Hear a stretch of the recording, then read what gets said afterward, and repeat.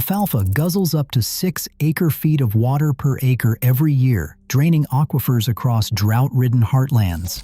Still, ranchers risk everything just to keep their herds fed. Hidden in the volcanic soils of Mexico, there is a tree called volcanic alfalfa that could break agriculture's dependence on irrigation entirely. The question is, if this drought-proof superfeed exists, why are the world's farms not already transformed? The answer starts with the crisis that few dare to confront. Across the American West, irrigation ditches run low, while the price of water creeps higher every season. Ranchers face a stark equation: feed costs tied directly to every drop that can be pumped from a shrinking aquifer. In California's Central Valley, a single acre of alfalfa draws up to 6 acre-feet of water each year, nearly 2 million gallons, just to keep the fields green through another summer. On the Texas High Plains, groundwater levels in the Ogallala Aquifer drop as much as 2 feet each year, with alfalfa and other forages accounting for up to 30% of the drawdown. The numbers are relentless. 14 to 16 million acres of alfalfa stretch across the country, and over 90% of that harvest is destined for livestock feed. In the Southwest, where rainfall can vanish for months, the only thing standing between a herd and a dust-choked pasture is a well that has not yet run dry. Feedlot operators and small ranches alike watch as water prices jump from $300 per acre-foot to over $800 per acre-foot in drought years. Some pay even more, up to $2,000 per acre-foot, just to keep their contracts. For every ton of alfalfa hauled from the field, thousands of gallons of water are lost to the air. The cost is not just measured in dollars, but in the slow collapse of rural economies built on borrowed water. When the irrigation stops, the protein pipeline breaks. Without alfalfa, there is no hay to buy, no pellets to ship, and no way to hold a herd together. In this new reality, every decision comes down to survival. Ranchers scan spreadsheets and water bills, weighing which fields to fallow and which animals to sell. The ground is telling them what the market will not. The era of cheap, abundant feed is ending, and the land is running out of time. In the heart of southern Mexico, where volcanic ridges cut across the landscape and the dry season can stretch for half the year, a leguminous tree has quietly shaped the way people survive drought. Leucaena leucocephala, known in its homeland as guaje, first took root in the Trans-Mexican volcanic belt. This is a region defined by fast-draining soils, scattered rocks, and a climate that tests the limits of any crop. For centuries, communities here have relied on leucaena not just as a boundary marker or firewood, but as a living source of shade, animal fodder, and soil fertility. Its resilience is no accident. This tree evolved in the shadow of volcanoes, enduring months without rain and still pushing out new leaves when grasses turned brittle and brown. On a map, the native range of leucaena stretches from the Balsas River Basin through Guerrero and Oaxaca, down into northern Central America. Its roots run deep, literally, anchoring the tree through seasons when surface water vanishes. In markets from Ixmiquilpan to Puebla, pods and seeds are traded as food, while farmers cut leafy branches to feed livestock when the pastures fail. The tree's ability to thrive on little more than volcanic grit has made it a fixture in traditional agroforestry for generations. Dr. Carmen Zarate, an agroforestry scientist who has spent decades studying drought-adapted crops, describes leucaena as a survivor, not a luxury. She explains that while most forage species wilt under the long Mexican dry season, leucaena keeps its canopy, feeding goats and cattle when nothing else will. Its value goes beyond emergency feed. The tree fixes nitrogen, improving the soil each year it stands, and can persist for decades with minimal care. Dr. Zarate points out that this evolutionary background, toughness born from volcanic soils and unpredictable rainfall, makes leucaena a candidate worth a closer look as ranchers search for alternatives to water-hungry alfalfa. The story of this tree is not one of recent invention, but of long adaptation to hardship, offering a living blueprint for survival where drought is the rule, not the exception. Leaf samples collected from mature Leucaena trees in the volcanic uplands of Guerrero return a surprising result. Laboratory analysis consistently measures crude protein levels between 25 and 30%. Forage scientists, accustomed to seeing these figures only in irrigated alfalfa or in high-cost soy meal, double-check the data, and the numbers hold. On a dry matter basis, Leucaena leaves rival the best alfalfa ever grown in the Central Valley, without the need for constant irrigation or synthetic fertilizer. Comparative charts from peer-reviewed forage analysis show Leucaena's protein content not only matches, but sometimes exceeds, the gold standard set by alfalfa. Essential amino acids, lysine, methionine, and threonine, appear in concentrations suitable for beef and dairy production, supporting animal health and growth even during the leanest months. Dr. Arturo Jimenez, a ruminant nutrition specialist, points out that these values do not drop off during the dry season. While pasture grasses lose protein as the soil dries, Leucaena's leaf analysis remains stable year after year.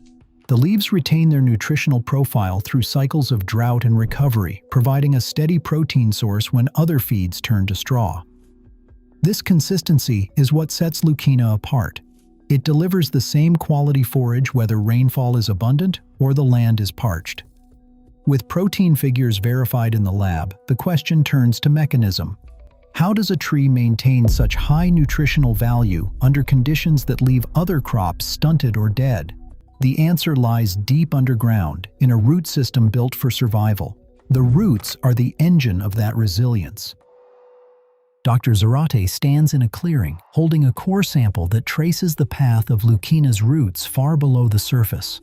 She explains that the secret to the tree's drought survival lies in its architecture, a single taproot that plunges through volcanic gravel and fractured bedrock, reaching depths that most forage crops never touch. Field measurements in Guerrero and Oaxaca have mapped Leucaena roots extending well beyond 3 meters, and in some cases nearly 4 meters. In soils riddled with old lava flows and limestone fissures, the roots can chase moisture 10, even 13 feet down, tapping reserves that remain untouched when the topsoil dries to dust. Researchers have tested these claims using ground-penetrating radar, confirming that mature Leucaena stands, even in the harshest dry seasons, maintain access to water pockets far below the reach of annual grasses or shallow-rooted legumes. Dr. Zarate points to a recent ground-penetrating radar scan. A distinct signal shows the taproot threading past layers of compacted ash and stone, still drawing water after 6 months without rain. In these volcanic uplands, it is not just the depth, but the persistence of the root system that matters. Where irrigation lines run dry, Leucaena's roots keep searching, sustaining leaf growth and protein production through the worst droughts. The evidence is clear. This tree was built for survival in places where rainfall is a gamble. Its deep taproot not only anchors it against wind and erosion, but gives it a lifeline to subsoil moisture year after year. For ranchers measuring every drop, the difference is not theoretical. It is the margin between a green canopy and a field of dust. Dr. Rafael Mendoza, an agronomist specializing in legume systems, kneels beside a Leucaena stand and lifts a tangle of roots dotted with pale nodules. Each nodule is a living partnership. Inside rhizobia, bacteria draw nitrogen from the air and convert it into a form the tree can use. This is the quiet engine behind Leucaena's resilience, and the reason its leaves stay green and protein-rich through droughts that strip the land of fertility. In conventional pastures, nitrogen is a constant expense. Synthetic fertilizer must be purchased, hauled, and spread season after season. The cost runs deeper than the price tag. Manufacturing and transporting fertilizer rely on fossil fuels, while runoff pollutes waterways and disrupts fragile ecosystems. Leucaena, by contrast, manufactures its own supply year after year. Dr. Mendoza explains that the nodules replenish soil fertility not just for the tree, but for grasses and crops grown nearby. Over time, this process can transform depleted ground into productive pasture without the need for chemical inputs. In alley cropping systems, rows of Leucaena serve as both forage and natural fertilizer factories, supporting lush grass growth between the trees. The effect is cumulative. Each season, the soil bank grows richer, reducing the need for outside intervention. This biological advantage carries an economic weight. Where annual crops require repeated investment in seed and fertilizer, a well-established Lucena stand can deliver for decades. Its perennial nature means fewer passes with machinery, less fuel burned, and lower labor costs. For ranchers, these savings are not theoretical. They appear in smaller bills and healthier land. The nitrogen symbiosis at the heart of Lucena's biology is more than a scientific curiosity. It is a direct challenge to the business model of the commercial fertilizer industry, shifting the balance from manufactured inputs to living systems that renew themselves. A stand of Lucena, once established, can outlast a generation of ranchers. In southern Queensland, field studies document hedgerows that have been grazed for more than 40 years, still producing dense foliage and protein-rich leaves with only minimal replanting. Unlike annual crops that demand a new round of seed, fuel, and fertilizer each season, Lucena's roots anchor it for decades. Ranchers like Tom Bennett in northern Australia joke that their grandkids will inherit the same trees their fathers planted. The seed itself is open-pollinated and tough, designed to survive fire and drought, not to expire after a single harvest. This is not a system built for annual turnover or recurring seed orders. Once a rancher invests in establishing a Lucena stand, the need for outside seed nearly disappears. That kind of independence unsettles the economics of industrial agriculture. For companies that profit from annual seed sales, a perennial tree that can thrive for 50 years without replanting is a threat, not an opportunity. The traditional seed economy depends on planned obsolescence, hybrids that will not breed true, patents that block saving, contracts that enforce a yearly purchase. Lucena shrugs off those rules. Its seeds can be collected, stored, and shared, just as they have been in rural Mexico for generations. There is no royalty, no expiration date, no barcode. The very biology of the tree resists the business model of input dependency. Ranchers who once relied on the seed salesman's calendar now keep their own. A mature stand means less time spent ordering, less money spent renewing, and more control over the rhythm of the land.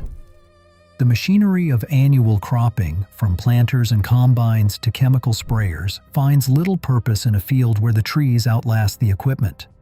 For those who have watched the price of seed double in a decade, the appeal is obvious. Lucena offers a living hedge against the cycle of dependency, rooted in biology that favors autonomy over annual purchase. A row of Lucena trees stands in sharp contrast to the uniform fields that stretch across industrial feed country. For decades, the backbone of modern agriculture has been the combine harvester, a machine designed to sweep across acres of annual crops in straight, uninterrupted lines. But in a pasture where trees grow in living hedgerows, the rules change. The operator of a 20-ton John Deere combine faces a hard stop. Dense trunks spaced every few meters, branches arching overhead, and a root system that would shatter a cutter bar before the first bale could be formed. The machinery that once defined efficiency now finds itself out of place, hemmed in by rows that refuse to yield to steel and hydraulics. Operators describe the problem in practical terms. The header can't clear the trunks. The turning radius is too wide for alleyways. Even smaller forage harvesters struggle to maneuver between rows without risking damage to both equipment and trees. The dense foliage that makes Lucena so valuable as a feed turns into an obstacle course for any machine built for open fields. There is no way to run a windrower or baler through a silvopasture without constant stops, sharp turns, and the ever-present risk of shearing a drive shaft on hidden roots. This incompatibility is not just a technical glitch, it is a fundamental barrier. The entire logic of the pelletized feed system depends on crops that can be harvested en masse, dried, ground, and shipped by the ton. Lucena, with its perennial structure and scattered layout, resists that model at every step. The combine, once the symbol of agricultural progress, finds itself sidelined, unable to adapt to a landscape shaped by trees instead of rows of annuals. Feed analyst Marcus Bell sits at his desk, spreadsheets open, tracing the path of a single pellet from field to bunk. The numbers tell a story few outside the industry ever see. For every ton of pelletized alfalfa or soy shipped to a feedlot, nearly half the cost comes from processing and freight. Drying, grinding, and compressing forage into uniform pellets requires enormous energy, industrial dryers, hammer mills, and pellet presses running day and night. Once processed, the product moves by truck or rail, sometimes hundreds of miles, each load adding dollars to the final bill. Freight alone can account for 15 to 30% of the delivered price, and when diesel spikes, so does the cost of every mouthful an animal eats. Regional feed mills, once scattered across the Midwest and Southwest, have consolidated into fewer, larger plants. This centralization promises efficiency, but it creates a brittle supply chain. When drought hits and hay runs short, mills scramble for raw material, driving up prices and forcing operators to ration or substitute. Bell points to a 2022 analysis that found nearly 50% of pellet costs in drought years came from energy and freight, not the feed itself. The system depends on steady fuel, abundant water, and predictable harvests, conditions that are vanishing in much of the West. In contrast, the economics of fresh, on-farm forage like Lucina bypass this entire structure. There is no need for drying, no pellet press humming through the night, no fleets of trucks hauling protein across state lines. The feed grows where it is eaten, and the animal becomes the harvester. For ranchers, this is not just a technical detail, it is a fundamental change in how protein reaches the herd and who controls the cost. Extension agent Lisa Gutierrez walks the edge of a Lucina field, clipboard in hand, as a group of ranchers gather by the fence. She has spent years helping producers redesign their pastures for alley cropping, a system that replaces endless open fields with alternating rows of trees and grass. The design is simple, but the details matter. Lucina hedgerows are planted in straight lines, 5 to 10 meters apart, depending on whether the goal is maximum shade or more open grazing lanes. Within each row, trees are spaced about half a meter to a meter apart, forming a living barrier that cattle cannot easily trample but can graze along. The alleys between rows are seeded with perennial grasses, creating wide lanes where animals can move, rest, and feed. Gutierrez demonstrates a rotational grazing plan. Animals are moved through the alleys in tight groups, allowed to strip leaves and tender shoots from the Lucina, then shifted to the next lane after 3 to 7 days. This prevents overbrowsing and lets the trees recover, while the grass in the previous alley has time to regrow. The system works without the need for chemical fertilizers or herbicides. The trees fix their own nitrogen, and the dense shade suppresses most weeds. Coppicing or cutting the trees back to waist height every few years keeps the foliage within reach and encourages rapid regrowth.